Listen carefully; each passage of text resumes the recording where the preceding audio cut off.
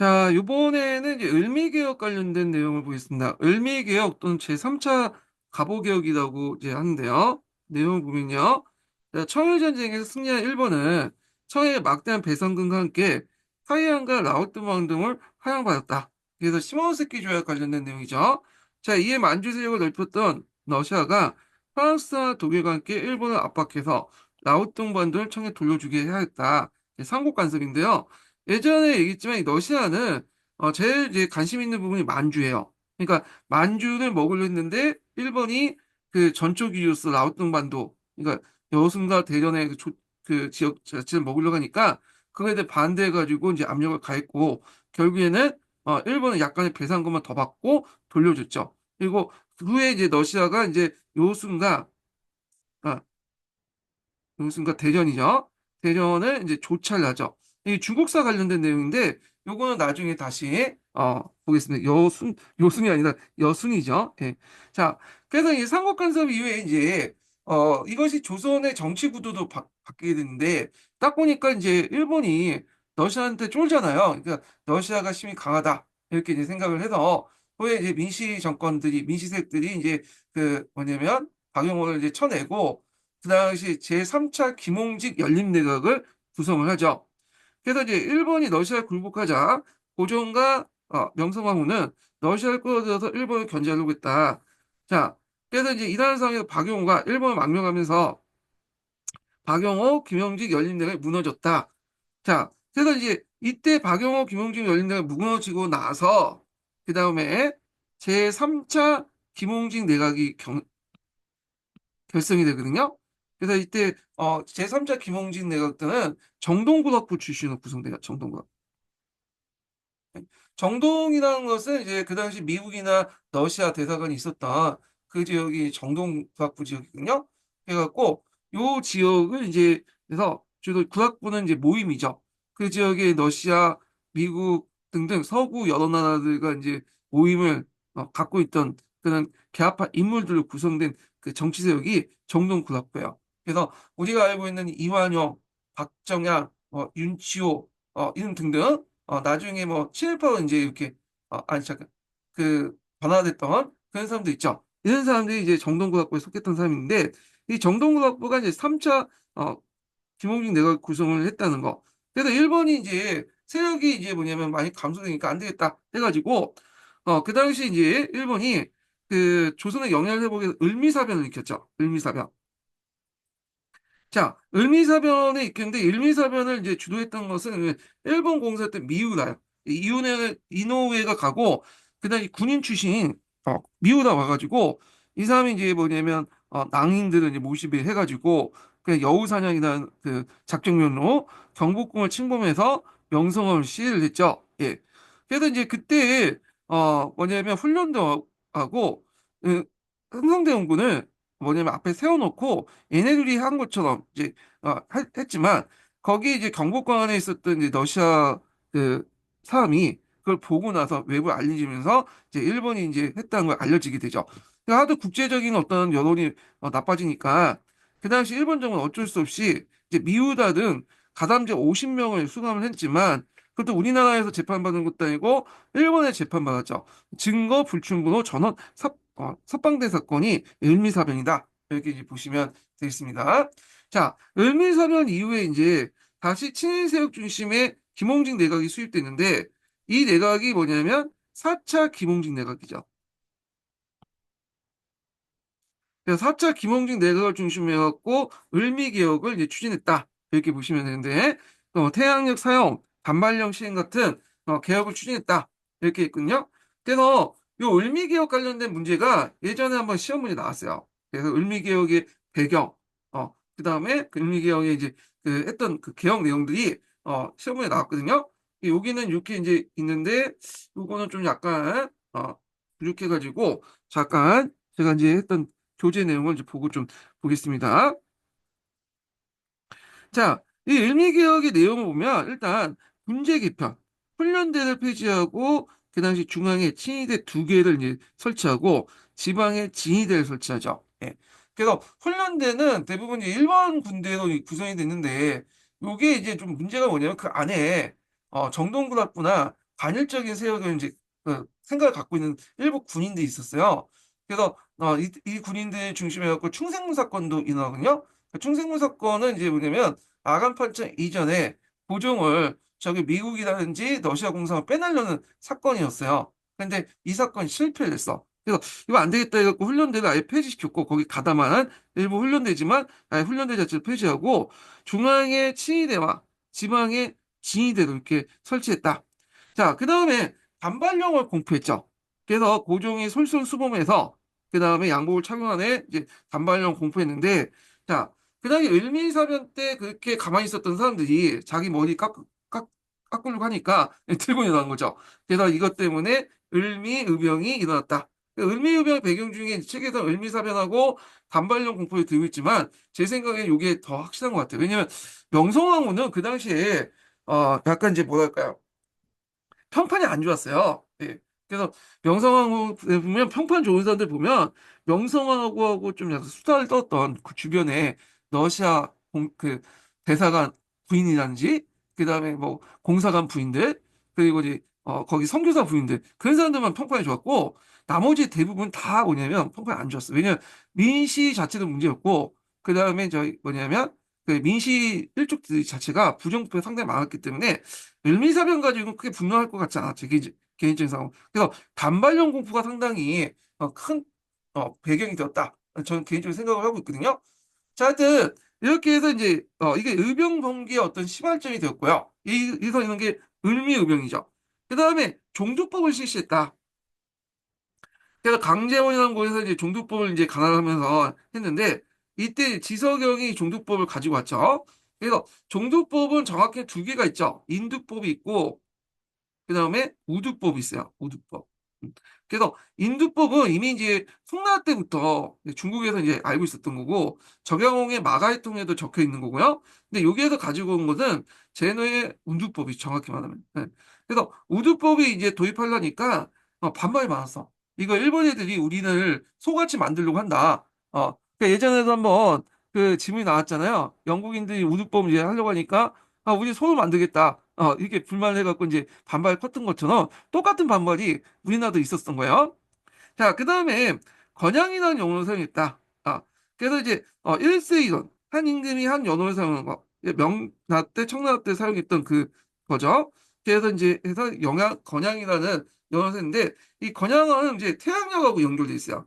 태양력에 태양력을 세웠잖아. 그래서 그 양력을 세우다라는 의미로 건양이라는 용어를 이제 사용했다. 이렇게 이제 보시면 되겠고요. 그 건양, 그 다음에 그 뒤에 뭐 강무, 융이 이런 것들이 이제 우리나라에 사용했던 구한말 때 연어죠.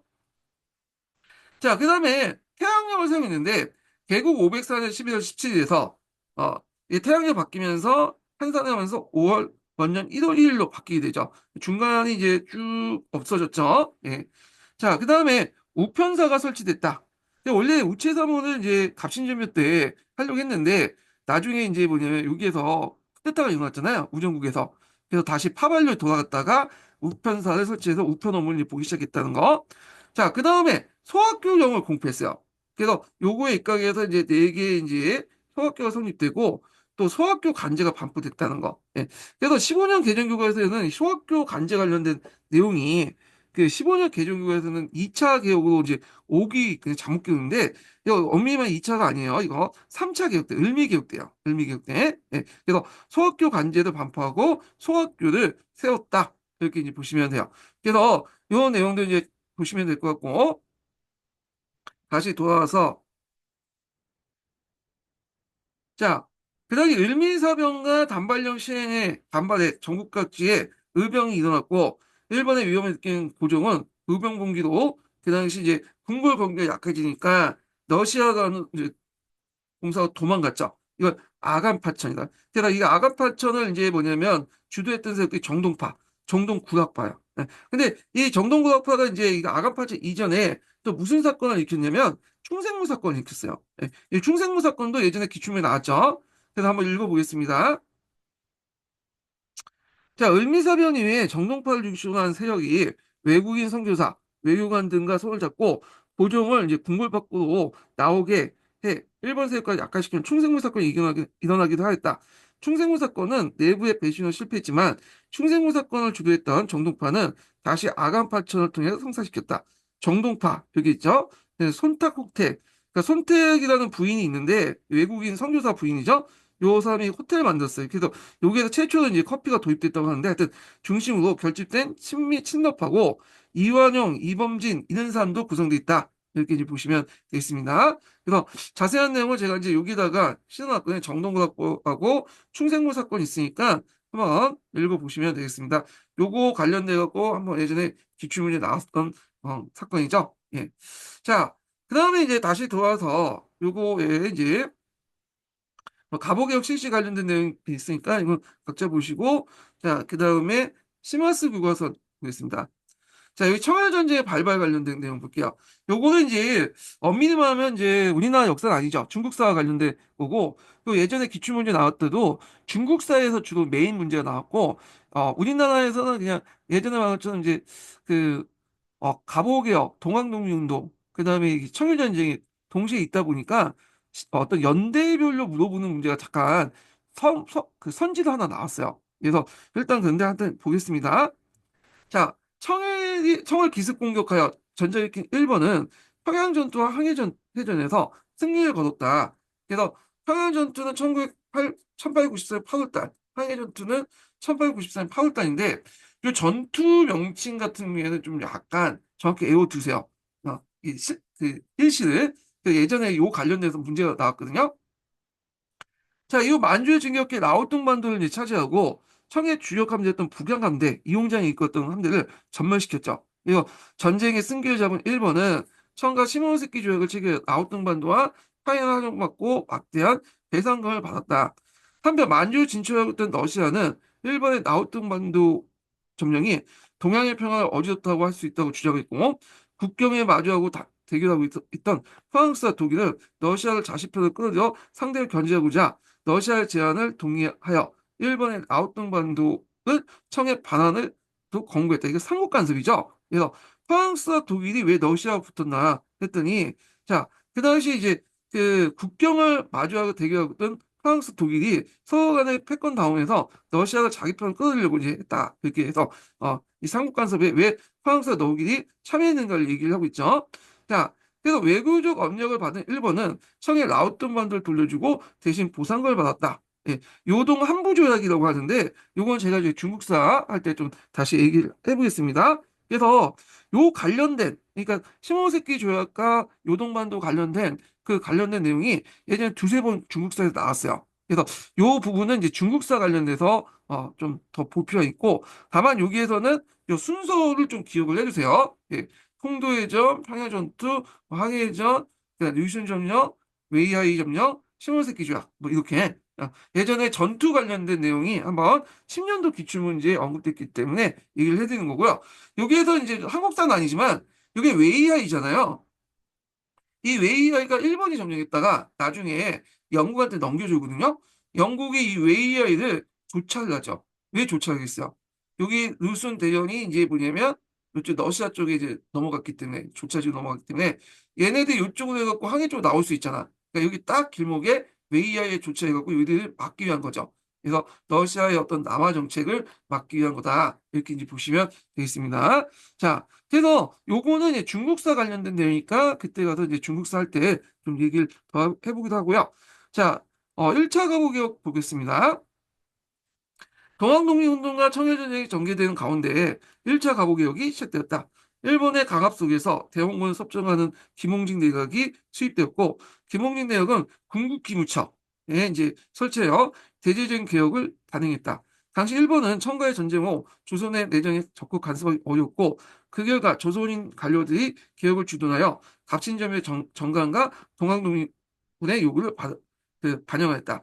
자, 개혁의 중심은 정치제도였다. 자, 궁극 기후처는 청해 연호를 폐지하고 개국 기념을 사용했다. 아까 좀 얘기했죠. 이성계가 조선을 건국한 1492년을 1년 후 하고 이렇게 해서 1894년이 503년이 되는 거죠. 그리고 정부와 왕실의 사무을 분리해서 각각 의정부와 국내부를 담당하도록 했고 과거제를 폐지하고 경무청을 설치해서 경찰제를 일원했고 자, 궁극기무처에서는 경제 부문을 국가적인 탁재화문을 일원화했고 은본위 화폐 제도를 이제 채택했는데, 자, 그래서 일정량의 은을 화폐 단위로 하는 제도인데, 이건 뭐 이렇게, 자, 그 당시에 이제 측량 화폐라고 해서 지금하고 이제 좀 차이가 있죠, 화폐 제도가. 그래갖고 포면 가치하고 실질 가치가 일치한 금속 화폐를 말해요. 이건요. 그래서 금, 은, 동 이렇게 이제 있는데, 이때 이제 그 은전을 이제 본위 화폐로 하고 이 나머지를 교환하는 그런 층인데, 여기에서 이제 은본위제를 하고 동을 뭐냐면 보조화폐로 사용했죠. 신식화폐 발행 장정이죠. 예, 그렇게 이제 했다, 이렇게 보시면 될 것 같고요. 자, 이렇게 그 은본위제를 실택했던 이유, 그 다음에 동양을 통일했던 이유 등등, 이런 것들은 일본의 어떤 경제적 시스템과 맞추려고 했다. 일본도 그 당시에는 은본위 제도였거든요. 물론 나중에 근본이 넘어가지 하지만, 자, 그 다음에 또한 조세를 화폐로 납부하는 제도를 마련하고, 이걸 읽어보면 과연 조선후기 때 화폐 납이 일반화됐나, 이런 것도 좀 약간 의문이 있어. 왜냐면 요때 가서 또 뭐냐면 다시 언급한 거는 뭐냐 제대로 안 됐기 때문에 그런 거잖아요. 자, 이렇게 있고, 동양형을 통일했다. 자, 사회 분야에서는 양반과 상민의 신분적 차별과 공사 노비 제도가 폐지됐고, 그 다음에 또한 조언을 금지하고 가부의 재가를 허용한 언자제를 폐지했다. 이렇게 이제 보시면 되겠습니다. 자, 그 다음에 뒤에 넘어가서 동양독립운동에 진학 관련되니까 있고, 거기 1차 가보개혁과 법령이 있죠. 그래서 여기 좀 보시면 될 것 같습니다. 요거는 이제 군국 기무처에서 공부한 내용이죠. 그래서 문벌과 양반 상민의 계급을 타파하고 기천에 뭐냐면 부의 없이 인재를 뽑았을 것. 그래서 이제 이거는 신문제 폐지와 관련된 거고, 가부의 재원은 기천을 막론하고 자유에 맡길 것. 공사노비법을 폐지하고 인신의 매매를 금지하고, 뭐 이런 것들은 이제 사회적 개혁인데, 자, 이런 것들은 이제 뭐냐면 앞에서 얘기한 그 동학농민운동의 요구를 많이 들었고요. 자, 그 다음에 이제 여기 보면 20번 보면 각도의 부세, 분보 등을 상납하는 대소의 쌀 면포를 급납제로 대체할 것. 그래서 요게 이제 뭐냐면 조세 급납화 관련된 내용인데, 제 생각에는 이제 예전에 일부 했던 급납화를 요때 이제 공식적으로 해서 통일시키려고 했다. 급납을 해서 돈을 받는 걸로. 이렇게 이제 이해를 해주시면 될 것 같아요. 여기. 그래서 이제 자료 6번을 이제 보면요. 여기 동학농민군의 요구가 반영됐던 법령을 찾아서 윗줄 그어서 보고 1차 가복의 주요 내용을 쓰시오. 이렇게 했는데, 뭐 요거 동일하죠. 그래서 동학농민운동이나 그다음 갑신점이나 가복이요, 동일한 내용이야. 그다음에 요런 것들 사회적 개혁 이런 것도 이제 있다는 거 좀 기억을 해두시면 될 것 같고요. 자, 그다음에 이렇게 있고, 일단 또 넘어 2차 가복개혁을 보겠습니다. 자, 청일전쟁의 승기를 잡은 일본은 조선의 내정에 적극적으로 간섭했다. 일본은 군국기물처를 폐지하고 흥성대국을 물러나게 했다. 그리고 이 일본의 망명주였던 박용호를 그 당시 이제 불려들여 김홍진, 박용호 연립내각을 출범시키고 2차 가보개혁을 추진하게 했다. 개혁을 추진하면서 고정 국정개혁의 기본 강령 홍보 14조를 반포했다. 자, 일본의 그 요구가 반영된 홍보 14조 중 첫 번째 조항은 청가의 관계를 끊고 그 당시 자주 독립을 하겠다라는 내용이죠. 여기에서 자주란 말은 예전에 썼는데 독립이란 말은 이제 처음 쓰기 시작한 거야. 독립. 예전에도 이제 독립을 할까 말까 해가지고 논쟁이 있었다고 했잖아요. 근데 이제 어차피 이제 청일전쟁이 끝나고 이제 끝난 무력이니까 독립을 이제 청구부 또 독립을 할 수 있었다는 거죠. 그렇지만 이것은 꼭 일본에 이제 먹히겠다라는 의미도 내포돼 있다. 이렇게 보시면 되겠습니다. 자, 청일전쟁에 승리한 일본이 조선에 대한 형의 영향력을 완전히 제거하고 조선을 보호하는 의도가 반영된 거다. 이렇게 이제 해석할 수 있죠. 한편 연립내각은 의정부를 내각으로 바뀌고, 자, 이때 내각은 1번씩 내각이죠. 그리고 8도 23% 3부로 개편했다. 1번씩 지방제도 개편했다는 거. 또한 근대적 재판 설치에 사법권을 독립하고 교육입국조서를 이제 하고 한성사범학교 학교 관제를 제정했다. 네. 그래서 이제 교육입국조서는 나중에 다시 따서 이제 보겠습니다. 자, 그래서 이제 이거 한번 쭉 읽고 강독한 다음에 중요한 주제들, 꼭 봐야 할 주제들은 제가 제 심플쌤에 골라서 따로 이제 끝나고 나서 또 강독을 할게요. 예. 자, 그럼 여기는 소학교 관제 이런 말이 없네. 어, 제가 그 앞부분에 지금 작년에 그 지적했거든요. 소학교 관제가 을미기억에 있는 내용이라고. 그래서 뺐는지 모르겠는데, 보고 뺐는지 모르겠어. 했는데 없어. 그 내용이 지금. 자, 을미사변과 아간파천 보겠습니다. 여기 뭐 삼국 간섭 이후에 국제 정세가 변화하자 조선 정부는 러시아를 이용하여 일본의 간섭에서 벗어나려고 했다. 자, 이 과정에서 박용호가 쫓겨나고 원공개혁파와 이제 친미 칠려세력을 중심한 내각이 수입됐죠. 정동국학부 출신의 이제 내각이죠. 이걸 제3차 김홍직 내각이라고 해요. 예. 그래서 3차 김홍직 내각에서도 을미개혁을 했어. 같은 개혁에 우리가 보통 을미개혁을 제4차 김홍직 내각만 생각하는데 3차 김홍직 내각도 을미개혁이라고 해서 개혁을 하려고 했는데 곧바로 이제 무너졌죠. 예. 그래서 이제 있지만 이제 이 김홍직 내각이 했던 그 관련된 내용은 신평한국사 찾아보면 있어요. 근데 굳이 뭐 임용시험에 안 나오니까 빼고 자 그래서 이제 조선에 대한 이제 일본의 영향력이 급속히 줄어들었다. 위기의식을 느낀 일본은 그다음 칠려 세력의 핵심이었던 명성황후 판단하고 경복궁 습격에서 명성황후 시해하는 만행을 저질렀다. 을미사변이라고 하죠. 그래서 이제 1895년 10월 18일 새벽에 경복궁에서 조선의 왕후가 일본 공사 미우라의 지휘 아래 일본군의 낭인들에게 암살된 사건을 명성황후 시해 사건이 하고요. 명성황후는 그때 이제 죽을 때 시체가 이제 불타 없어졌잖아요. 그래서 시체를 못 찾았어요. 그리고 명성황후라고 하는데 이것도 이제 후에 이제 뭐냐면 불려둔 명칭이고 이때 이제 명성황후가 이제 민씨라고 민비 그 뭐야 민비라고 하죠 민민 민씨 하여튼 그 당시 민씨가 나중에 이제 명성황후가 됐던 거고 왕후의 그 왕후에서 왕비에서 민비가 이제 왕비에서 왕 그 나중에 격화돼 갖고 잠시 또 후궁 격화되거든요. 이 사건 이후로 일본에 압력받고 다시 복구를 시켜. 그리고 나서 명성황후라는 이제 시호를 주고 제사를 지내는데 이때 장례식이 요 사건 이후 2년 뒤에 다시 하거든요. 그래서 그때 이제 뭐 명성황후 그 뭐냐면 왕비도 다시 복구시키고 항우도 다시 이제 시호를 주고 그 하는 과정 또 이제 시체도 못 찾으니까 하다가 왔다 갔다 하다가 이렇게 나중에 이제 뭐냐 2년 뒤에 장례식을 하게 되는데 시체 못 찾으니까 목을 이제 나무대 갖고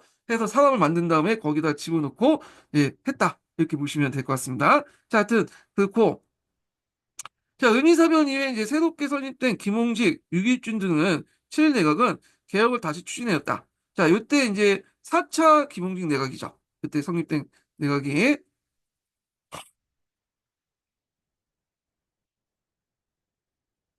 자, 그래서 단발령을 공포해서 이듬해 1896년부터 태양력이 사용됐으며, 그래서 이제 건양이나 연호서 있다. 태양력을 세우다라는 뜻이죠.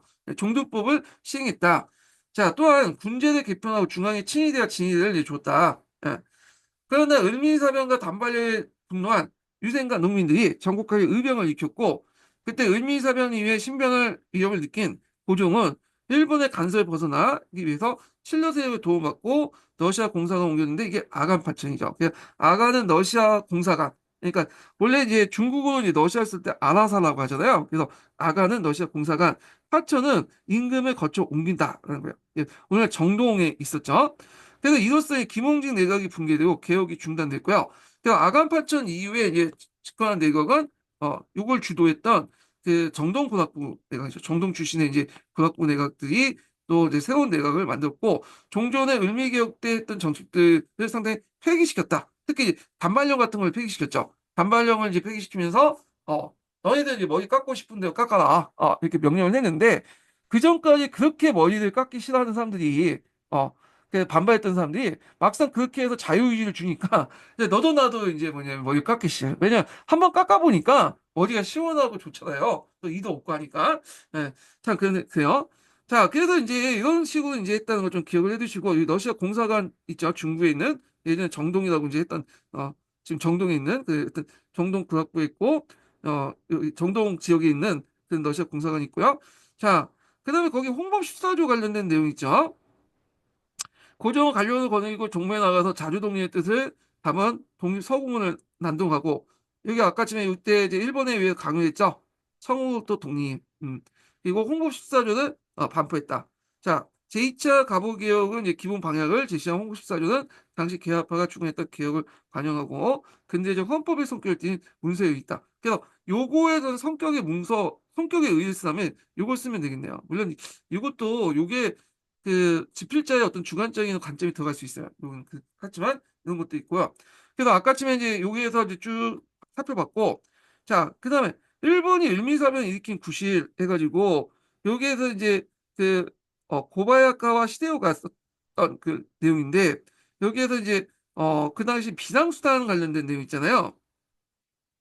이 비상수단은 뭐냐면 그 당시 칠러 내각이 등장하니까 기껏 이제 청일전쟁에 피를 흘렸던 일본 입장일 때는 자신의 어떤 그 조선의 영향력을 뺏길 수 있잖아요. 그러니까 비상수단, 그러니까 여우사냥이나 작전별로 을미사변을 일으켰다. 이렇게 이제 보시면 되겠습니다. 그래서 왕실의 중심 인물인 민비를 제거함으로써 러시아와 조선의 결탁을 근본적으로 파괴할 수밖에 다른 좋은 방법이 없었다. 이렇게 있고, 자, 을미개혁 내용 앞에서 이제 했던 건데, 자, 이때 이제 음력에서 양력으로 바뀌면서 여기가 붕 떴죠. 예. 자, 하여튼 이렇게 있고. 자, 그래서 이제 요게 실려있는 간보 관련된 내용인데, 요 내용은 태양력 관련된 내용하고, 그 다음에 이제, 서양식 어떤 옷차림, 의복, 이걸 하자. 그리고 그 과정에서 머리카락이 잘리겠다. 이런 내용들이죠. 자, 그래서 6.1준의 권유로 이제 고종과 왕태자가 머리를 깎았고, 이후 정부의 채도가 머리를 자른 사람이 파견돼서 성인 남자의 상투를 강제로 자르겠는데 이것이 오히려 반일 강점을 이제 고조해서 을미의변을 일으켰다 이렇게 이제 보시면 되겠습니다. 그래서 이 세계사라든지 지금 이제 여러 가지 그 나라들의 정책들 보면, 그러니까 고금의 정책들 보면 원래 정책 의도대로 실현된 것이 별로 없어. 50%는 성공하고 50%는 반발하거나 다른 어떤 결과를 낳게 하거든요. 이게 경제학에서 코브라우크라고 하는데 하여튼 그래요. 예. 자, 그다음에 이제 여기 보면 러시아 공사관 한간에선 고종과 왕세자. 그때 이제 베베르라고 웨베르라고 하는 사람인데 이 사람이 상당히 정치적인 외교적 수완이 되게 뛰어났던 사람이거든요. 자, 하여튼 러시아 공사 베베르는 삼국 간섭을 중요한 역할을 하고 있고 와간 파천을 성공시켜 7년 대가를 구성하는데 주도적 역할을 했다. 고종과 아간 파천 후에 그다음에 러시아 공사에 약 1년 동안 머물렀다. 이렇게 이제 아간 파천 관련된 내용이 있고요. 자, 그래서 이제 이런 내용이 있고 그다음에 뒤에 넘어가서 이제 다른 교과서를 보겠습니다. 천재 교과서 볼게요. 자, 천재 교과서 몇 페이지 펴보시냐면요. 126페이지 보겠습니다. 자, 경복궁을 불법으로 점령한 일본의 강요로 김홍진, 유기준 등 개화파 인물을 중심한 새로운 정부가 구성됐는데 예, 흥성대원구에 섭정해갖고 했지만 실질 권한이 없었고요. 그래서 세종은 군국기물처를 설치했고 군국기물처의 역할이 나오죠. 입법권을 가진 초정부적 기구다. 그래서 여러 가지 법안을 이제 했는데 이제 1차 가보 개혁이 했고 일본은 간섭이 없었다는 거. 그래서 요게 이제 개혁 관련된 내용도 있죠. 이런 것도 있는데 요게 좀 눈여볼 게 이제 뭐냐면 요때 의정부하고 국내부 분리시켰잖아. 그래서 이제 요거는 왕실의 정치 참여를 배제한 거야. 민실 일족들과 왕실의 정치 참여를 제한으로써 구강권을 축소시켰다 이렇게 보시면 되고 또 다르게 얘기하면 또 나름대로 입헌군주제를 실시하려는 의도였다. 뭐 이렇게 좋게 해석할 수 있겠죠. 자, 그다음 경제적으로 효율적인 재정 운영을 여러 번 나눴던 재정을 탁자으로 인하시키고요.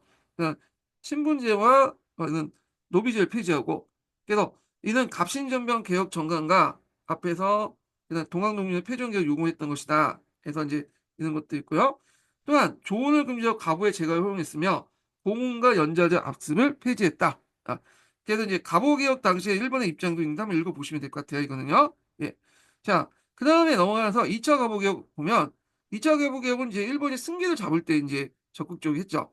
그래서 이때 이제 김홍지, 방영, 연립내각이 이제 만들어지고 자, 그래서 이제 내각이라는 종이 있죠. 1895년에서 1896년 아가파천까지 국가의 주요 정책과 법률을 심의 결정의 최고 기관을 익힌다. 그래서 이제 연립내각이라고 이제 했는데 자, 이렇게 있고 보통 이제 요때 이제 내각이라는 제가 만들기인데 보통 1차, 2차, 3차 통칭해서 그냥 집권부를 내각이라 또 불려요. 예. 그 다음에 이제 자주동맹 의지를 밝힌 국정에 홍보십사조 반포했다. 홍보십사조 관련된 내용 있고 그때 독립서공도 이제 바쳤고요. 자, 2차 가부 개혁 관련된 내용 있죠. 의정부를 폐지하고 내각 중시의 정치 질서를 개편하고 재판소를 설치해서 지방관을 갖고 있는 사법권을 분리시켰고 교육국조서를 하고 한성사범학교를 세우는 근대적 교육제도를 마련했고 다른 책이 없는 이것도 있죠. 일본의 유학생 파견을 개혁에 대한 지식을 배우도록 했다. 이런 내용인데 소학교 간제 관련된 내용은 또 없네, 여기는. 뺐어, 이거. 보니까. 자, 명성황후가 이제 죽임을 당하다. 이렇게 했는데, 요거 앞부분에 이제 삼국간서 관련된 내용 있죠. 그 결과 일본의 조선 보호 전략 차질이 빚었고, 조선의 일본의 영향이 약화됐다. 그래서 요거 내용, 삼국간섭의 영향을 이제 쓰다고 하면 요거 쓰시면 되는데, 쉽지만 여기에서 이제 두 가지 쓰다고 하면 요건 쓰겠는데, 요걸 못 쓸 수가 있어. 자, 일본의 조선 보호구학 전략은 앞에서 이제 2차 갑오개혁 시기 때 일본 내각에서 결정한 건데, 그래서 그거에 입각해서 그 당시 외상을 지냈던 예전에 이노우에 를 파견했죠. 자, 그래서 요거 한번 더 기억을 해두시고요. 자, 이에 이제 고종과 명성황후는 일본을 견제할 목적으로 러시아에 접근했고, 일본의 협조를 받아 개월 주도했던 방요는 방요금이도 이제 일본 방영했고요. 자, 그때 박영호가 쫓겨날 때 일본이 가만히 보고 있었다. 왜냐면 박영호가 이제 예전처럼 일본한테 북신거리지 않고 좀 개기는 성향을 보였기 때문에 그냥 내버려뒀다. 이렇게 보시면 돼요. 자, 위기감을 느낀 일본은 미우라 공사 주도도 아래 경복궁 스퀘어에서 칠러 정책을 이끄던 명성황후를 시해했다. 이렇게 이제 보시면 되겠습니다. 자, 그 다음에 이제 그 옆에 이제 보면 명성황후 시해 장소가 있죠. 경춘구 옥콩루가 있고요. 그 다음에 이제 그 경복궁 안에 경춘궁이 있나 봐요. 네, 하여튼 제가 정보는 잘 몰라가지고 한번 찾아보시고. 자, 그럼 이때 이제 갑오개혁을 추진한 이제 김홍집인데, 자, 김홍직 인물탐구 이제 볼 수가 있죠. 그래서 요거 보면 그 역교의 인물학습 문제를 한번 여기 내는 것도 괜찮을 것 같아요. 요 그 발문을 만들어가지고 예문을 만들어가지고. 자, 온건계합파인 김홍직은 그날 1880년대 초반부터 일본과 외교 업무를 담당하면서 일본과 신뢰관계를 쌓아갔다. 자, 이후 그는 갑신전별 수습하여 자의적으로 승진했지만 청해 내정 간섭이 심화되면서 상황에서 친일 개혁파로 여겨져 주요 지침을 맡지 못했다. 1894년 일본이 조선에 출병하면서 상황을 극복했는데, 일본이 조선의 내정 개혁을 강요하자 조선 정부는 김홍직을 발탁해 이를 대체하도록 했다. 하지만 김홍직은 일본이 제시한 개혁의 타당성을 인정하고 일본과 협력해 개혁을 추진한 의사를 밝혔다. 이후 이제 군국기무처가 설치되자 김홍직이 군국기무처 총재로서 임명되어 1년의 개헌을 이끌었는데, 이 사람이 말년이 별로 안 좋죠. 이때 이제 어, 저희 아간판천 이후에 또 정권이 바뀌잖아요. 정동국학부. 그때 이제 김홍직이 도망가야 되는데, 나는 끝까지 있겠다. 이렇게 하다가 민중들에게 이제 미움을 받아서 이 친일파를 이제 시켰기 때문에 돌맞아 죽어요. 이 김웅직이. 자, 그래요. 자, 그래서 이제 있고 을미기업 관련된 내용을 좀 보겠습니다. 자, 여기 을미기업 관련된 내용들이 쭉 있는데 비슷해요. 태양열 채택하고 건양이나 연호사를 쓰며 단발을 시행했다. 그래서 건양은 양력을 세우다는 뜻이다. 있고, 그 다음에 이제 여기 보면 우편 업무를 제기했으며 소학교 설치한 등 여러 가지 이제 분야가 있었다. 분야의 개혁이 있었고요. 그런데 이제 이에 반발해서 그 당시 명성황후 시에 분노했던 사람 단발령이 하니까 을미의병이 나왔고, 그래서 그 당시 신변의 위험을 느낀 고종은 의병 진압을 또 궁궐의 검비가 약해진 틈을 타서 러시아 공사를 놓는데 이게 아간 파천이다. 그래서 그때 고종의 명령 김홍기 등 개혁을 주도세월 제거하고 개혁을 중단했고, 김홍직은 끝까지 도망가지 않고 있다가 돌맞아 죽었다. 이렇게 보시면 될 것 같아요. 자, 여기 단발령이 이제 있는데, 자, 요거 한번 읽어보겠습니다. 자, 유길준의 권유로 고종과 태자는 백성에게 모범을 보인다면서 먼저 단발을 했고, 정부는 채두관을 임명해요. 고종은 이제 거짓 오가는 백성을 붙잡아 그들의 상투를 잘랐다. 자, 부모부터 물려받은 신체를 훼손하지 않은 것을 효의 시조로 이제 시작으로 여겼던 그런 유교적 관념 속에 단발령은 강한 저항을 부닥쳤고, 단발령에 대한 반발이 거세지자 정부는 1897년 8월 반발을 개인의 자유의식에 맡기면서 공식적으로 이들을 철회했는데, 오히려 철회 이후에 사람들이 너도나도 반발을 하게 됐다. 코브라 효과가 이제 일어났다. 이렇게 보시면 될 것 같아요. 자, 갑오개혁은 갑신정변과 동학농민운동의 요구에 반영된 근대적 개혁운동이었다. 특히 신분제를 없애고 내각제도를 시행해 국왕의 권한을 제한하는 등 봉건적 통치체제 개혁을 의지를 지니다. 그래서 갑신정변의 이제 갑오개혁의 의의죠. 예. 하지만 결정적으로 뭐야? 일본의 간섭 속에서 어, 진행됐으면 민주의 지위를 이끌어내지 못했다 한계겠다. 그래서 요거에 대해서 이제 좀 다른 의견도 있죠. 1차 갑오개혁은 상대적으로 일본의 간섭이 별로 없었다. 이게 자율론적 관점에서 얘기를 하고 있는데 뭐 이런 것도 있고요. 자, 그다음 갑오개에 의한 게 해갖고 이제 그 밑에 이제 탐구 문제도 이렇게 제시하고 있거든요. 그래서 1차 가보개혁과 2차 가보개혁, 3차 가보개혁 요 관련된 이제 그 내용이 정리됐고 여기에도 이제 여기 뭐 학생들이 이제 뭐냐면 뒷받침하는데 이게 논쟁 학습을 유도하는 것 같아. 그래서 요거 보니까 역교론에 토론 학습 있죠. 요거 연결시켜 갖고 한번 문제를 만드는 거 좋을 것 같아요. 여기 보면 요즘에 역교론 보니까 교육과정하고 역교론 문제들 이제 연결시켜 주는 문제들 있잖아요. 나오더라고요. 작년 그 보니까 그래서 이게 오래 갈지 모르겠지만 일단은 그런 유형의 문제들이 좀 최근에 많이 나오고 있거든요. 예. 그래서 교과서를 보면서 역교론하고 어떤 문제가 연결시켜서 볼 수 있나, 교육 과정에 있는 내용하고 어떻게 연결해서 볼 수 있나 이런 것도 같이 보시면 상당히 이제 나중에 문제 풀 때 도움이 되실 것 같아. 제 생각에는요. 자, 그 다음에 이제 해당 교과서를 보겠습니다. 자, 여기에 군국기무소 기무처 관련된 내용이 있는데 요거 한번 읽어볼게요. 자, 갑오개혁을 추진하기 위해서 설정 군국기무처에 관리들이 모여는 회의하고 있다. 자, 군국기무처에는 1980년대 이후 개혁 정책을 이제 개화 정책을 추진했던 개화파들이 다 많이 소속되어 있었다. 자, 이들은 조선의 발전과 생존을 위해 근대 국가의 건설을 더 믿을 수 없는 과제를 생각했고 3개월 동안 약 200개의 안건을 개혁을 단행했다. 자, 이런 내용이 있고요.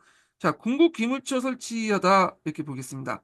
자, 전주환역으로 청일군대가 조선의 주둔한 명분이 사라지자 조선 정부는 청일 양국에 군대 철수를 요구했다.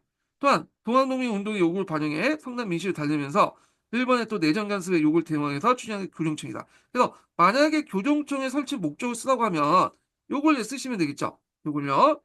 첫 번째로는 동학농민 요구를 반영해서 민심을 달래기 위한 거고 두 번째는 일본의 내정개혁 요구에 대응하기 위한 거다. 자, 그래서 이제 교정청은 탄광오리에 처벌하고 잡세를 폐지하는 등 내정개혁을 이제 딱 주로 이제 구세제도 개혁 관련된 내용을 이제 주로 했던 거죠. 자, 그다음 일본은 조선 정부의 독자적 개혁을 그대로 보지 않았다. 조선의 철군 역을 보고하면서 경국군을 무력 점령하고 청일전쟁에 익혀서 조선 침략 본격화됐고 그 일본의 강요 아래 이제 흥성대을 석정을 맡으면서 군국기무촌을 설치했고요. 그리고 이제 국내 크고 작은 사업을 단독 의결할 수 있는 막강의 권한을 가진 군국기무촌은 그 당시 일본이 청일전쟁을 하는 사이에 독자적인 개혁을 추진할 수 있었다. 그래서 1차 가보개혁 같은 거나 고종총은 우리가 나름대로 일본의 간섭 아래 자율적인 어떤 그 개혁을 했다는 걸 보여주는 그런 것들을 볼 수 있는데 이 군국기무체에 대한 성격은 좀 평가가 좀 다른 것 같아요. 여기에서는 그 조종총은 자율적이고 여기는 뭐냐면 좀 타율적이라고 이제 보통 그 보고 있거든요. 왜냐 군국기무처 자체가 이제 일본에 의해서 설립된 거잖아요. 근데 이제 요 책에서는 일본에 의해서 성립됐지만 거기에 나름대로 자율적인 개혁을 했다 하면서 궁극기물체의 자율성을 좀 부여하고 있는 그 내용이 있어요. 근데 이건 통론하고 이제 우리가 알고 있는 어떤 그 기본적인 그 통론하는 내용하고 좀 다르거든요. 예. 하여튼 뭐 아마 요거는 이제 해남 교과서에 이제 그 그 집필자의 이제 관점이 반영된 것 같아요. 예. 자, 그 갑오개혁은 어떻게 전개되는가?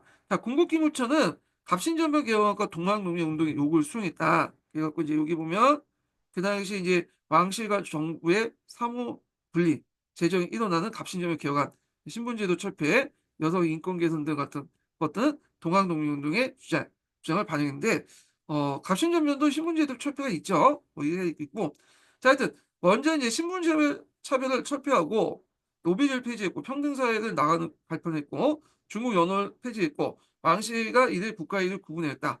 그러니까 예전에도 구분했는데 이때는 더 구분했다 이렇게 보시면 돼요. 자, 이로써 신분제와 사대관계, 군주제를 바탕으로 오랜 세월 동안 유지했던 조선사회 크게 변화되었다. 그러나 말을 잘못했네. 제가 착각했어요. 1차 가부개혁이죠. 2차 가부개혁 이게 연결이 돼갖고 군국기무처니까 1차 가부개혁이고 자, 그러나 청일전쟁의 승리를 잡은 일본이 갑오개혁을 적극 간섭하였다. 일본 흥성대공에 물려난 뒤에 일본의 기국관 박용호를 정부에 참여시키고 군국기물처를 폐지했고요. 더 다수의 일본 고문관을 정부의 주요 배치하면서 내정을 간섭하게 되고 아까쯤에 이노우에를 이제 파견했죠. 그래서 조선을 이제 뭐냐면 식민지화 시켰다는 방침을 딱 정하고 이제 했던 거죠.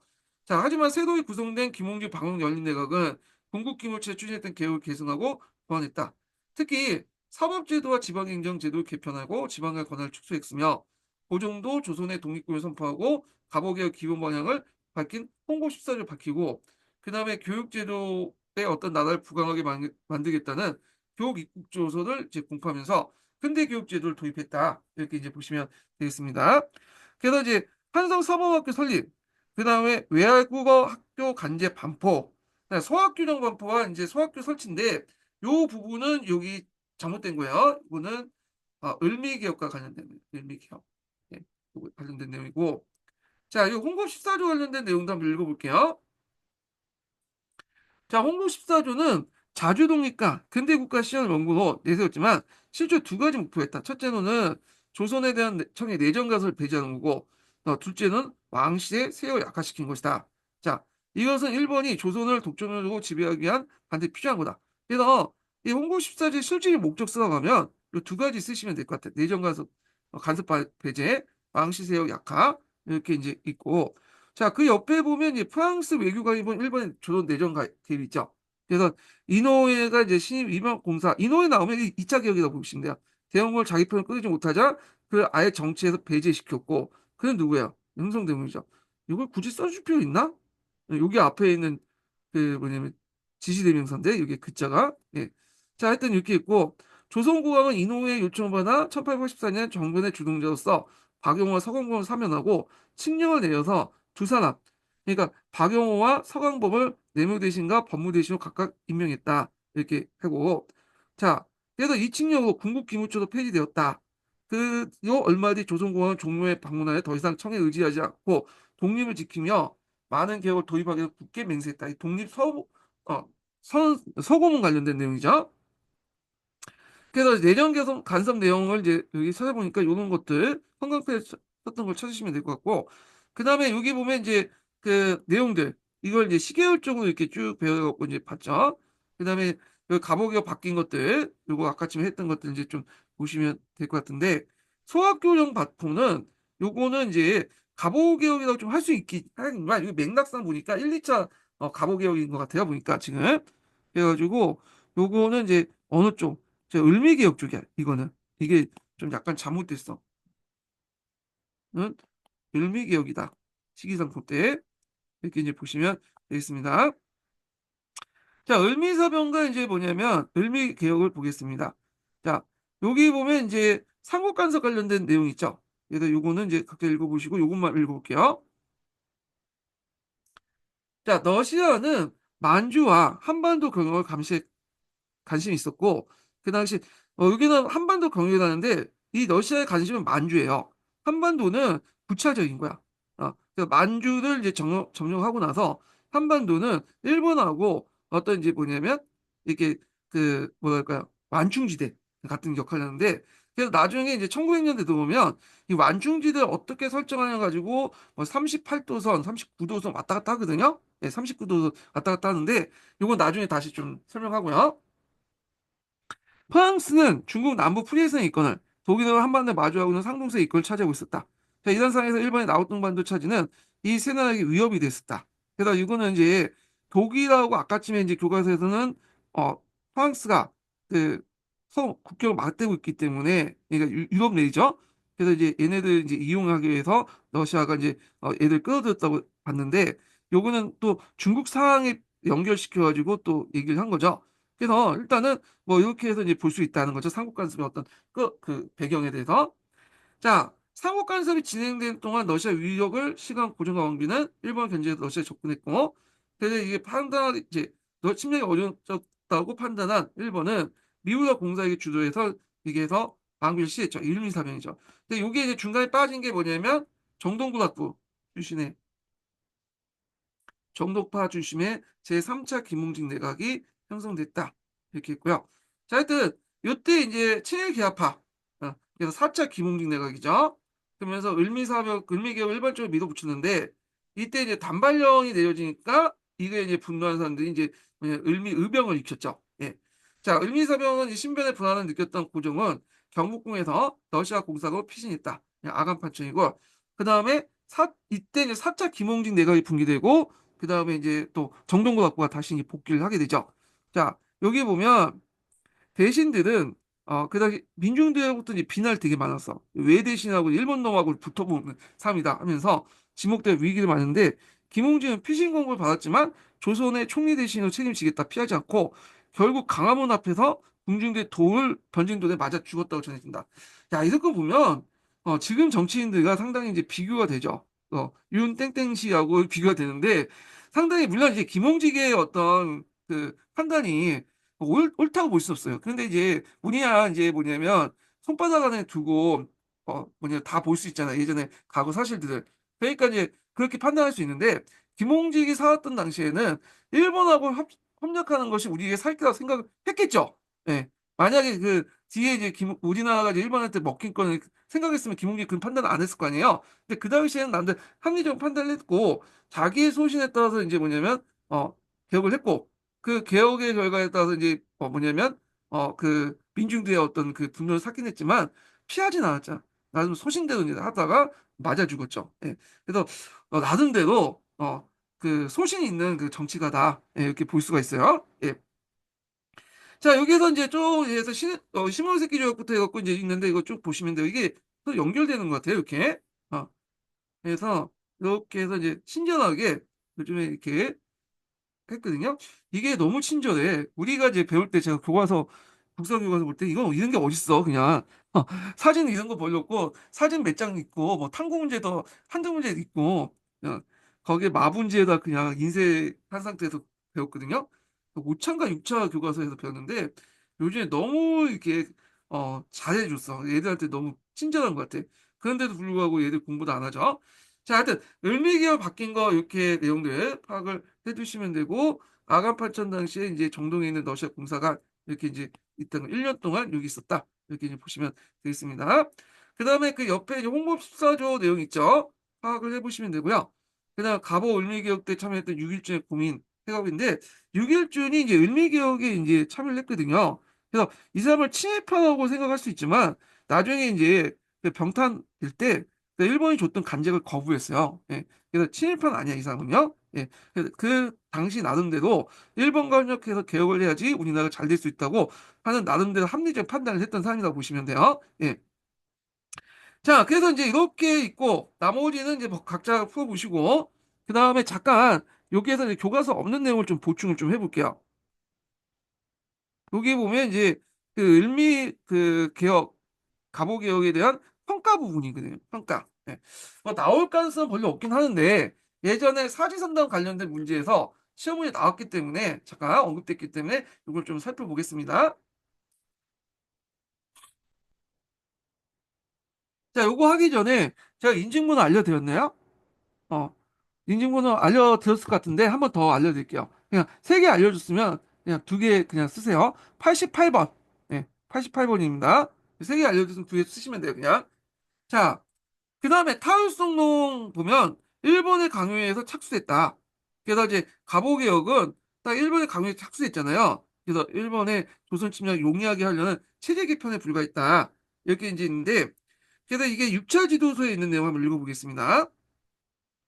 자, 갑오개혁의 주도적 추진세였가 갑오개혁은 군국 기밀체 시기의 1차 개혁과 중충을 통해서 이제 그 동안 방위내각 2차 개혁 이렇게 있는데 여기에서 중추원이라는 게 나오잖아요.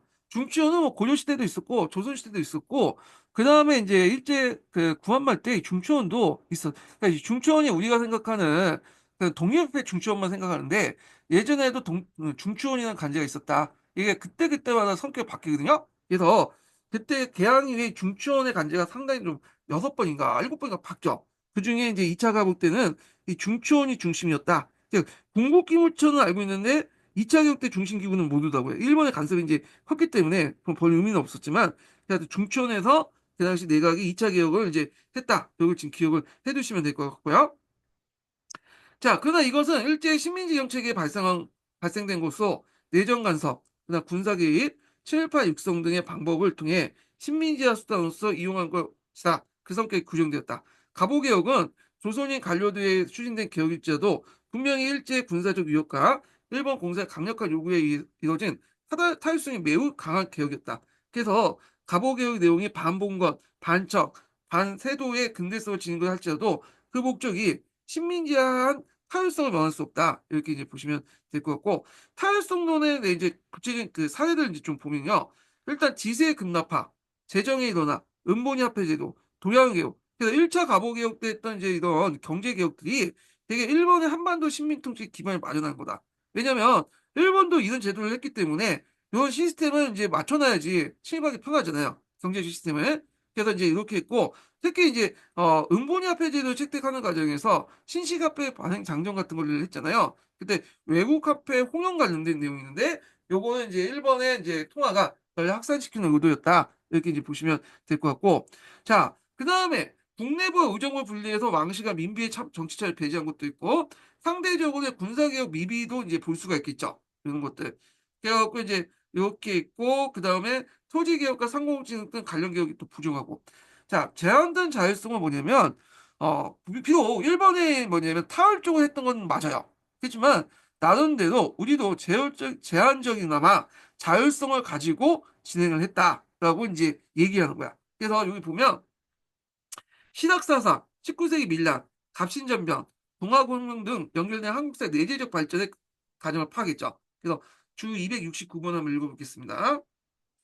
자, 갑오개혁의 주체의 친외세적 성향, 민중과 유리 등의 한계에 따라서 철저한 비판도 필요하지만 개혁 내용이 보여주는 부유자적 지향을 결국 부정할 수만은 없다.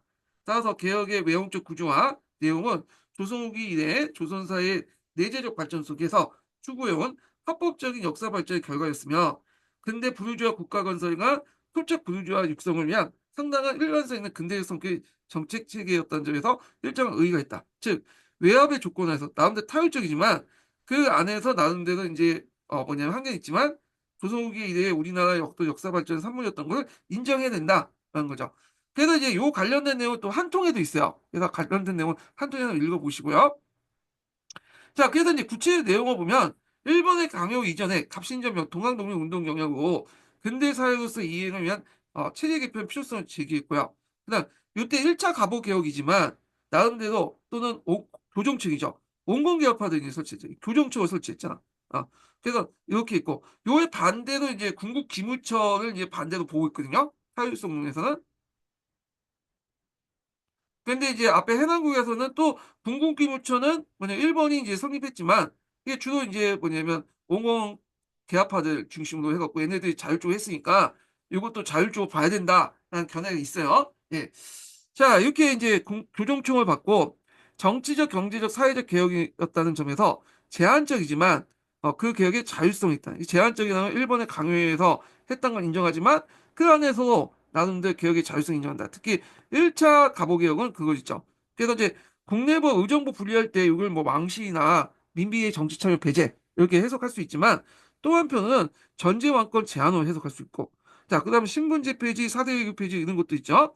그다음 개혁 추진기에 1차 개혁 때는 일본과 청이 전쟁 중이기 때문에 간섭을 하지 않았다. 이렇게 이제 보시면 되겠죠. 그래서 이렇게 그 갑오 을미 개혁을 타율적 관점과 그다음에 타율적인 것도 있지만 제한적으로 나름대로 자율성을 가지고 있다는 두 가지 관점이 동시에 있다는 거 그냥 정리해서 보시면 되겠습니다. 예. 자, 그 다음에 넘어가서 이제 여기 그 을미 아간파천 관련된 내용이 있는데 이 아간파천 내용이 너무 내용이 없어. 내용이 없어요. 그냥 여기 곧바로 동일협회로 이제 넘어가거든요. 그래갖고 이제 일단은 아가판천 관련된 내용을 좀 보면서 이제 좀 얘기를 할게요. 이게 관련된 것들이 시험 문제 단도고 나온 적이 거의 없거든요. 근데 가끔 이제 그 사지선단 문제에서 오타? 오타보다 오지. 그러니까 틀린 문제도 나왔어. 틀린 문제도. 예. 그래서 틀린 게 뭐라고 해야 되지? 선지 중에 잘못된 오답으로 나온 적이 있거든요. 그래서 이제 일단은 이제 요거 한번 보겠습니다. 잠깐만요.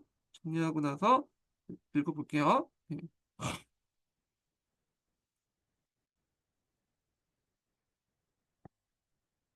이게 몇 페이지야? 160페이지야.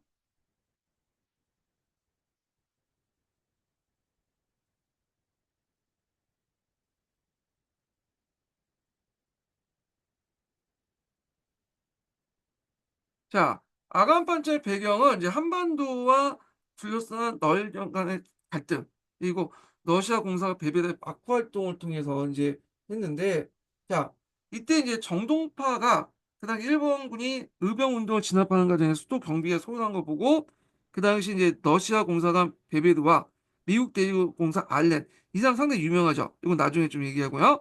그래서 하여튼 도움을 받아 단행을 했고, 그게 이제 일본이 반발해서 러시아 공사관 앞에 무력 시위까지 했거든요. 자, 그러면서 이때 이제 뭐냐면 정동파가 다시 집권했고요. 또 이 시기부터 이제 뭐냐면 일본과 러시아의 세력 분영 시기였다. 이렇게 이제 보시면 되겠습니다. 그래서 이제 이 아가파천이 1896년 2월 달에 일어났잖아요.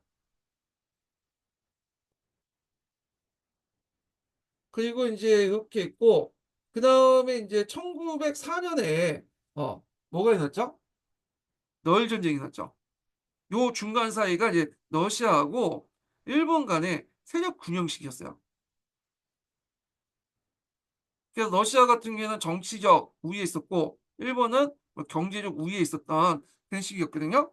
그래서 이제 이런 균형이다 보니까 나름대로 그 안에서 조선 정부가 자율성을 확보할 수 있었죠. 그래서 이제 대한제국도 뭐냐면 선포하고 그 다음에 강무개혁도 행해줄 수 있었던 게 뭐냐면 러시아 일본의 세력 균형 때문에 그렇다는 거죠.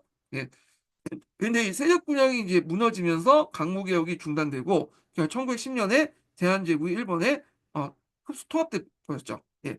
자, 하여튼 그래서 김홍직 내각이 붕괴되고 정동파 내각이 이제 다시 구성이 됐는데 이때 이제 단발령을 중지하고 잡세를 탕감하고 이제 의병을 해산했어. 너희들 이제 뭐냐면 해산해라. 근데 그때 이제 을미 의병들은 주로 누구예요? 어, 유생들이죠. 그러니까 예, 알겠습니다 해갖고 해산했죠. 그래서 그 을미 의병이 해산되고 나서 거의 10년 동안 이게 의병이 없었어. 그래서 그 가도기 시대 때 이제 활동했던 의병들, 가도기 의병이라 불렸던 의병들이 우리가 이제 할빈당이나 영악당이나 그런 색들이죠. 자, 그래서 요거 한번 읽어보겠습니다. 예, 여기 보면 여기 한번 읽어볼게요. 자, 1896년 아가파천을 단행한 이후에 고종은 칠일정이 내각을 해단시키고 박정양, 이범진, 윤치호 등 친미 친러적 성향의 인물을 중심으로 새로운 내각을 구성했다. 자, 새 내각은 민심을 수습하기 위해서 갑오 을밀개혁에 단행되었던 단발령 등 새로운 제도를 대부분 중시켰다. 또한 각종 잡세를 탕감해주고 의병을 해단을 권유했다. 한편 러시아는 조선에서 영향력을 계속 증대시키려고 했으며 일본도 군대를 계속 조선에 주둔시키면서 우리나라 둘러싼 세력 균형이 이루어졌다. 이렇게 보시면 되겠습니다. 자, 그래서 이제 그 당시에 이제 또 이 시기 때 특징이 뭐냐면 이건 경제사 할 때 이제 좀 살펴보겠지만 러시아가 이제 그 고종을 모셔놓고 이제 이렇게 먹여주고 재워주고 그 있잖아요. 보호도 해주고 근데 세상 공짜가 없죠. 그러니까 러시아가 여러 가지 이권을 달라고 해요. 그러니까 이권을 주니까 옆에 있는 나라들이 너도 나도 얘만 주냐 체국대우 이제 내밀고 우리도 달라고 해갖고 이때부터 이제 여러 가지 이권 침탈이 가속화됐다는 거죠. 예. 그래서 이걸 우리가 입장 볼 때는 침탈을 당했다고 볼 수 있지만 그 당시 조선 정부는 이걸 은근히 한 것도 있어요. 왜냐면 서로 간에 이렇게 뭐냐 나눠줘야지 군점을 그러니까 이익을 군점을 시켜줘야지 어떤 세력이든 자기 혼자 독단을 할 수 없는 거죠. 그래서 뭐 영국, 프랑스, 미국 이렇게 다 이렇게 뭐냐 이해관계를 나눠주면 이렇게 이권을 나눠주면 자신의 이권을 지키기 위해서 어떤 나라가 독점하는 걸 막으려고 했거든요. 특히 일본을 견제하려고 했잖아요. 자, 이거 아까 뭐가 비슷하냐면 트럼프가 지금 그 젤렌스키에게 요구한 게 저쪽 시토로 같은 강산들을 막 요구하고 있잖아요. 근데 군대는 파견 안 하겠다, 미군은. 그렇지만 그거 달라는 거야. 그러면 젤렌스키가 군대 파견해야지 왜 그것만 달라고 하냐 했더니 뭐 그 당시 이제 누구야 트럼프가 너희들이 이제 그거 주면 거기에 미국의 이권이 걸려 있는데 시토로 강산 미국이 소유하고 이제 경호하는데 감히 그 지역을 러시아가 공격하겠냐? 그런 논리죠. 자, 그런 논리가 그 당시 조선 상황이었어요. 그게. 자, 그래서 이제 이렇게 이제 좀 보시면 되고, 그래서 잠깐 이제 보면, 자, 아간파천에 협조한 러시아가 미국 등 비롯하여 모든 서양 열강 등은 러시아, 미국 등, 그러니까 아간파천에 협조한 러시아, 미국 등 비롯하여 모든 서양 열강은 치열한 이제 이권 획득의 경제 외교를 전개했으며, 고종의 신변 보장을 약속하고 각종 이권을 요구했다. 그러니까 한 나라의 인권을 획득하면 다른 공사, 영사가 경쟁적으로 고정을 가정하고 체육 주관을 내세우면서 이권을 요구했다. 이렇게 이제 보시면 되죠. 자, 그리고 이 당시 아간 팔제 이후에 러시아 간섭이 심화됐는데 군사 재정 고문도 왔고요. 예, 재정은 알렉사프가 있죠. 그래서 금융권 같은 건 이제 존호은행을 이제 만들어서 그 당시 이제 중앙은행을 만들어가지고 화폐 발행권까지 이제 뭐냐면 장악하려고 있어요. 물론 이런 것들은 이제 뭐냐면 나중에 독립협회가 이권 수호 운동을 펼쳐갖고 이제 일단은 철회했는데 이게 좀 주의할 게 뭐냐면 그럼 러시아가 왜 철회했냐는 거야. 독립협회가 무서워서? 그게 아니에요. 이런 걸 가지고 계속 쟁점화되고 연화돼 버리면 열강들이 이제 뭐냐면 압력이 들어올 수 있다는 거야. 근데 이제 러시아는 한반도는 그냥 부차적인 거죠. 주 목적이 타겟이 만주잖아. 잘못하면 이제 한반도 문제에 빌미해갖고 이걸 이제 문제 삼아가지고 또 만주에 이제 러시아가 만주 장악을 것을 방해할 수 있기 때문에 일단 전략적으로 어머니를 물려놨다 이렇게 보시면 되겠습니다. 예. 자, 그래서 이제 한국사 통론에 있는 내용 한번 읽어볼게요. 자, 조선 정부의 각부에 있던 일본인 고문과 일본인 무관 대신에 러시아인을 군사 재정고문으로 삼게 되었는데 또한 특히 학지부의 러시아 고문 알렉산드로프는 조선의 재정에 큰 영향을 끼쳤다. 이때 각종 이권이 러시아로 넘어가는 것도 당연한 것이다. 즉 러시아는 조선으로부터 한경도의 경원, 종송의 강상체국권과 두만강, 압록강 연의 울릉도 산림채굴권 획득했다. 요 산림채굴권 관련된 내용이 이제 상당히 이제 러시아 이권 타치는 많이 나오거든요. 특히 울릉도 같은 경우에는 상당히 산림이 되게 우거지고 좋다고 그래요. 예. 그래갖고 이제 그 당시 구한말 때도 일단 조선 정부에서 요것도 이제 팔아가지고 좀 약간 돈을 벌까라는 하려고 했거든요. 하여튼 뭐 이렇게 있고 자, 그 다음에 이제 여기 또 넘어서 하나씩 볼 게 뭐냐면 앞에 이제 아가파츠에서 너일 전쟁까지 세력 균형 시기였잖아요. 그 세력 균형 시기 때 맺었던 조약도 있어. 러시아 일본 간의 조약. 요거 제가 요거 왜 언급하냐면 예전에 한번 선지에 오다보 나온 적 있어. 오다보로. 그리고 이게 이제 또 뭐하고 연결돼 있냐면 중국사하고 또 연결된 부분도 있거든요. 자, 그래서 한번 보기만 좀 정리를 좀 해볼게요. 자, 베베르 고모노 각서가 있어요. 경성 의정서로 가는데, 자, 러시아군과 일본군의 똑같은 군대에 주둔을 하고, 일본은 러시아의 아간파천과 칠러 내각을 인정하고, 러시아는 일본 군대의 어떤 조선 내 개선준을 인정한다. 결과적으로 러시아의 우위가 인정되고 이권 침투에 기반을 마련했다는 거. 그 다음에 두 번째가 러시아 노마노프 비밀 외교야. 이거는 러시아 황제 니콜라이 2세 때 대관식 때 있는데 이때 이제 황제 니콜라이 2세 때 우리나라만 했던 게 아니라 일본하고 청나라도 비밀 외교를 맺었어요. 예. 그래서 청나라 같은 경우는 예전에 한번 기초문에 언급됐던 이건데 중로 비밀 군사 동맹을 맺죠. 그래서 이제 러시아가 동만주 철도, 분만주 일대를 지나가는 철도가 있거든요. 요거는 나중에 다시 기출문제 할 때 이제 다시 저기 중국사 할 때 얘기하고요. 자, 하여튼 대가로 일본 침략을 공동으로 대응한다는 것인데 그 대상 지역으로 동아시아의 러시아 영토, 중국 및 한국을 규정했고요. 자, 일본과 또 이제 비밀 조약을 맺겠죠. 이게 누마노프하고 야마가타 협정이에요. 그래서 러일 양국 간 사이에 완충지대를 한반도에 두자. 그래서 이제 있고 처음에 일본이 완충대 39도선은 일본이 먹고 북쪽은 우리가 먹겠다. 그러니까 완충지대를 두자는데 러시아가 반대했고 한반도 전체를 주자. 그래서 이게 이제 협정이 잘 안 됐던 거죠. 근데 우리나라와 관련된 것이 뭐냐면 민영왕이 이때 이제 니콜라이 2세 때 대관식 갔거든요. 그래서 조선공항의 안전에 대한 책임과 러시아의 군사공과 제조공업 파견을 합의를 봤죠. 예, 이런 것들 이렇게 해서 그 결과 이제 요 합의를 통해서 앞에서 언급한 러시아는 조선에 대한 군사공과 제조공업을 파견했고 한력은행을 설립했는데 이게 러시아가 어제 단독으로 한 것도 있겠지만 또 조선 정부가 응했기 때문에 합의를 한 거 아니에요. 그래서 요걸 이제 했던 거는 뭐냐면 일본을 견제하려고 했던 것도 있어요. 이런 것들. 근데 이제 동료협회 입장 볼 때는 일본 견제보다는 러시아가 마음에 이제 마음에 안 들기 때문에 이제 반대를 했던 거죠. 이권 수호 운동 때. 자, 그래서 이제 이렇게 이제 좀 보시면 될 것 같고요. 그 다음에 뭐 니신 노젠 협정 같은 게 있어요. 그래서 그게 이제 조선에서 가지고 있던 경제적 정치적 이해관계를 상호 승인한다는 러시아 일본 간의 상호 승인이죠. 그래서 러시아 일본은 한국 내정에 간섭하지 않고 훈련 교관과 재무 고문의 파견은 서로 사전에 협의하자. 그래서 성격은 조선에서의 일본의 경제 우위를 인정하면서 했는데 자 하여튼 니신 노제협정 이런 것도 있다.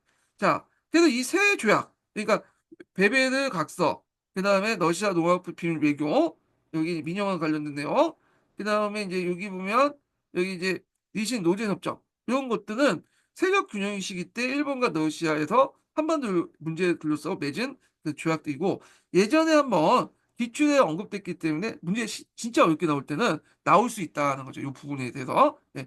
그래서 이제 파악을 해두시면 되겠습니다.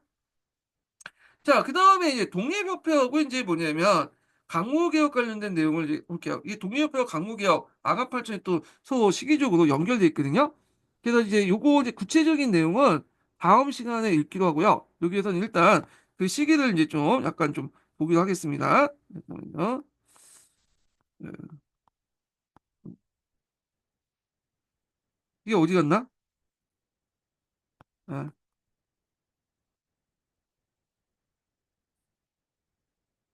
아, 이게 여기에서 해야 되겠네. 잠깐만요. 사진 내가 올려놨는데.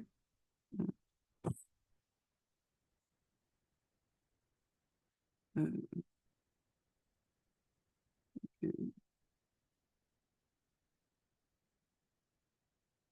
아, 이게 아니라 여기에서 있구나. 아, 일단은 좀 얘기를 할게요. 이거 보면 그리면서 해야 되겠다. 제가 잘못 여기 해가지고. 자, 여기 보면 시기적으로 이제 좀 볼게요. 이게 이제 동유럽회 시기하고, 그 당시 이제 그, 아간파천, 그 다음에 이제 강무기업 관련된 내용을 좀 보는데, 시기를 보면, 여기가 이제 아간파천 시기가, 아까 1896년 2월 달에 됐죠? 아간파천.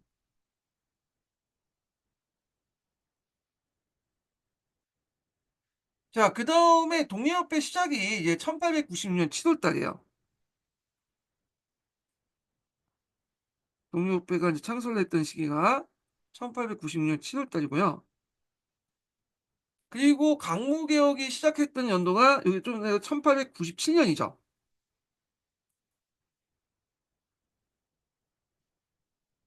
그리고 나서 있었고 그 다음에 이제 여기 독립협회가 해체된 시기가 언제냐면 여기 1898년 12월 달이죠. 해체요.